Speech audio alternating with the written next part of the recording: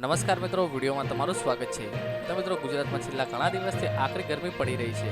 અંગ દજાડતી ગરમીના કારણે બપોરે રસ્તાઓ પણ સુમસામ જોવા મળે છે। લોકો ઘરની બહાર જવાનું પણ ટાળે છે। જોકે આ વચ્ચે હવામાન વિભાગે ગરમીથી રાહતની આગાહી કરી છે।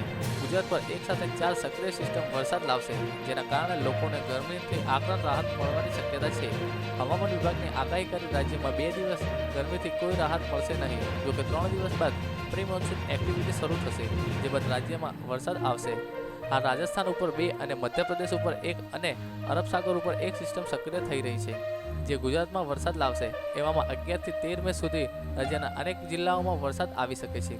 હવામાન વિભાગ મુજબ 11 મે નર્મદા, તાપી, ડાંગ, વલસાડ, દમણ, દાદરાનગર હવેલીમાં પવન સાથે વરસાદ આવશે અને એ બાદ 12 મેના રોજ અરવલ્લી, સાબરકાંઠા, દાહોદ, છોટાઉદેપુર, નર્મદા, તાપી, ડાંગ, વલસાડ અને દમણમાં વરસાદની આગાહી કરવામાં આવી છે।